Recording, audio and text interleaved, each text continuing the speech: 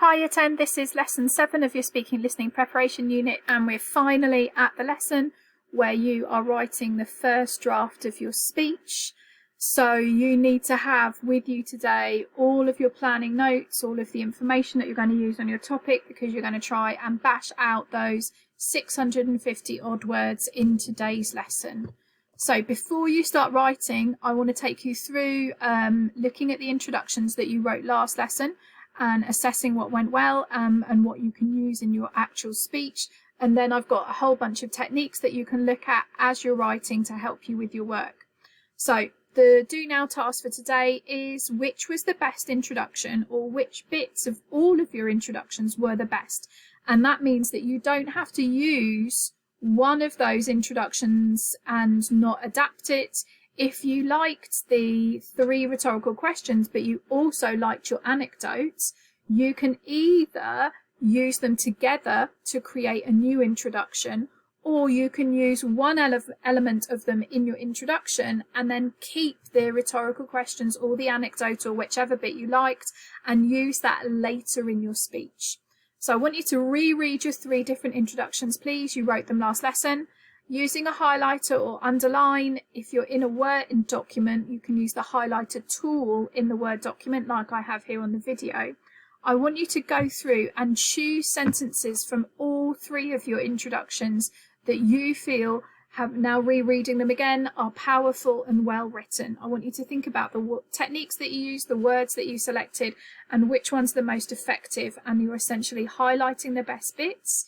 And then as you come to write your first draft today, which is what you're about to get on with now, you can use those to help get you going, and you're going to rewrite them today. So I don't want you to just kind of draw an arrow, or I want you to actually rewrite your introduction today, and then the rest of your speech using your plan so that you have got the entire thing together in one place. All right, so pause the video now, do the do now task, reread your introductions from last lesson, choose all the bits that you think are really great, and then get yourself ready to write your first draft and come back and press play as soon as you can.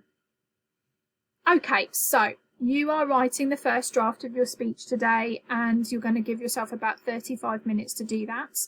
You have got loads of pieces of information that you can use and have planned. You may also, as you're writing, think that you want to go and find out more information, and you might have to go do some Google searching or look up some facts and figures. So you've got the introductions that you wrote last lesson. You've got the plan table that you filled out in lesson 5. Before you did that, you did a table that had all of your initial ideas on it. You've also got the things that we learnt about to do with rhetorical devices in last lesson. And I'm going to talk you through a whole bunch of other things that you should consider now. Once you've gone through this, I want you to spend 35 minutes solidly writing. Try not to get distracted. Get your head down and get your first draft written and emailed to your teacher so you can just go, that's done. We are going to come back and improve them. You're going to come back and edit them. You're going to come back and look at them. And we're going to come back and add all sorts of things that will make your speech more interesting and exciting over the next few lessons. So then you can improve it, but you have to get it written in order to do that. So on the next few slides, I'm going to talk you through some other writing techniques that you can consider using.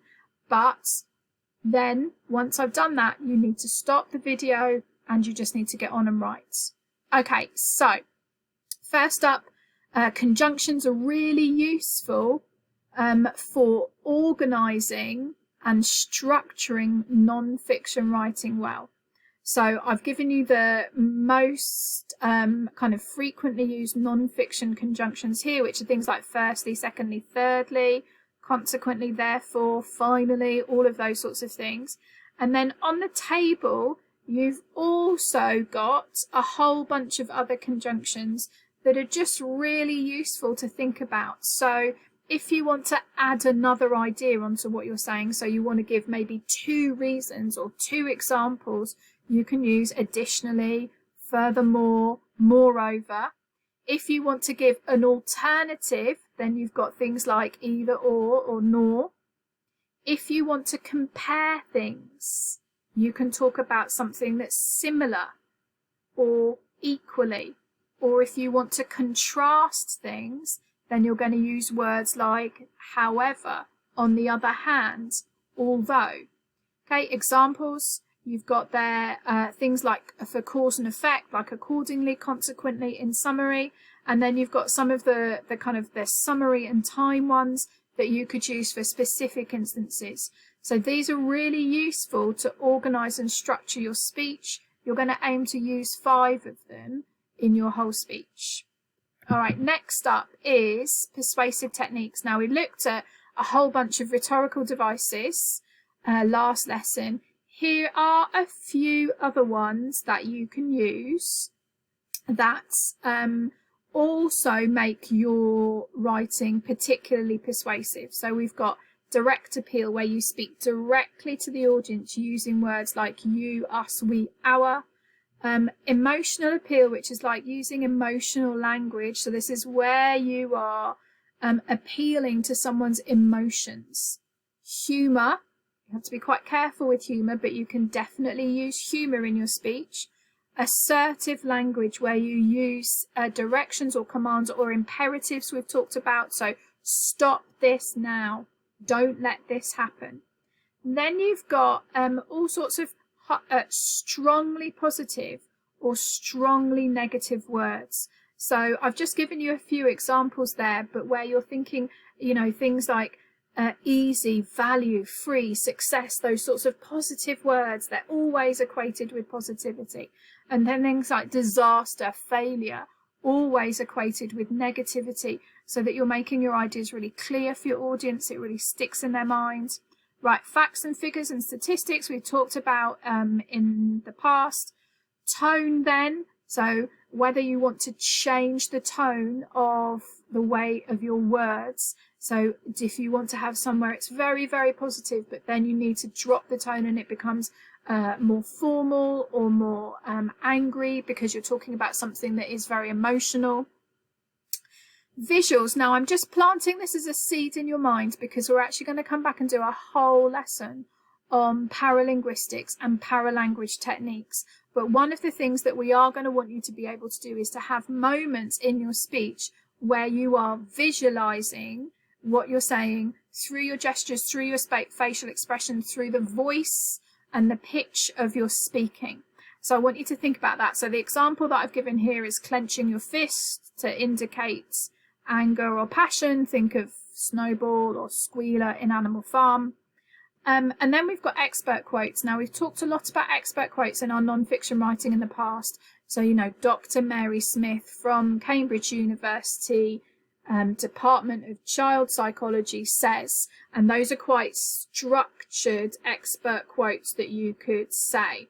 So you've got a doctor of something, give them a very ordinary name, put them into a highly admired academic institution, so Oxford University, Cambridge, Harvard, and then say what department they work in: the Department of Health and Fitness, the Department of Education, the Department of, Social Media Studies.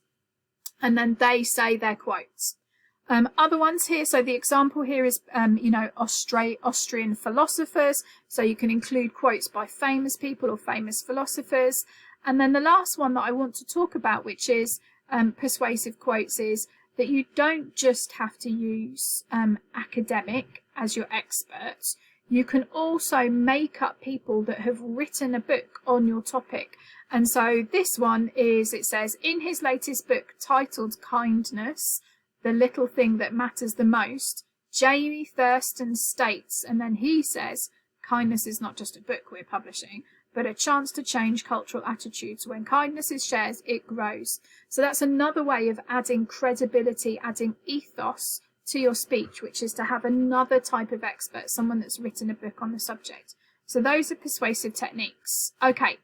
In addition to that, we want you to think really carefully about your writing to make sure your writing has got lots of variety in the sentences, because it's very boring to listen to someone when they're speaking without any variety in their sentence structure. So we've got 4 different ways that you can structure your sentences here that might change the pace and the rhythm a little bit, might speed things up, slow things down as you're saying them, which makes it more interesting. So we've got relative clause, modal verb clauses, which we've looked at already, contrasting clauses, and then writing a list using a colon. So it is essential that you consider colon. And then because the sections of the list are phrases, how expensive it is, semicolon, how long the challenge takes, semicolon, what the consequences will be, you use a semicolon instead of a comma if I was listing a shopping list. So if I was writing, you know, can you please buy me eggs, comma, cheese, comma, milk, comma, bread, when it's one single word, you use a comma. When it's a little phrase like it is here, how expensive it is, how long the challenge takes, you use a semicolon. And again, that adds structure to your writing. So as always, you'll know that when I talk about sentence structure, I also talk about sentence length, and there's nothing to stop you going back and looking at the work that we did on writing, both creative writing and non-fiction writing earlier in the year, to look at all of the different sentence structures that we've used that will make your writing better. I've also given you a list of sentence openers that you could use here that are particularly good for this kind of speech writing. So according to experts, it is claimed that, many people believe, it is widely accepted. So they're kind of generic non-fiction-esque sentence openers. All right. Counterargument. Now, we've talked about including counterargument in your speech, where you need to write up how somebody might disagree with what you've said, and then how you would deal with their argument. These are just a few ways here that you could introduce that. So some people may think that, and then you talk through in as much detail as you can what their other side is, and then you could say, however I believe, or my point of view is. So these counter-argument sentence structures here aren't kind of rigid, they don't have to stick together. You can use them. So some people might argue, and then you could say, but have you considered, and then you put your argument in. Another thing to think about as you're writing, please, is your vocabulary, particularly your sophisticated vocabulary that's connected with the topic that you're talking about, so the keywords and the key terms, to show that you've got a real understanding of the terminology of your topic. So think about your semantic field, then think about those really good non-fiction words that we've looked at over this year, so that you can show a real articulation and sophistication of vocabulary as you're speaking. And then finally, another kind of thing to drop in is the idea of using idioms. So this is those little phrases where we as a population have all kind of come to understand the same meaning from them. So a really good example is no smoke without fire. And so those sorts of idioms that everyone use, that you can use in your speech, that just are another element of writing that adds variety, that adds interest and will engage the reader. And then I've given you, just very finally on this slide, and this is the last slide before you stop and start doing your draft, some other sentence openers that you might think about using. So if you kind of find that your writing is stagnated, that you're getting stuck, you can come to this slide and perhaps use one of these. Write yourself a rhetorical question, find a fact, find a statistic. And so that's my piece of advice really for you, is if you get stuck with your writing, one of the best things that you can do is go to the persuasive techniques that you looked at last lesson, or the persuasive techniques on this slide, and just start writing persuasively about the thing that you're talking about in that paragraph. So include an anecdote or make up an expert quote, and that will get you writing again. Okay, so you're going to pause the video, you're going to write your first draft, you're going to need it, about 650 words. Email it to your teacher as soon as you're done, because then we're going to work on it and improve it over the next few lessons.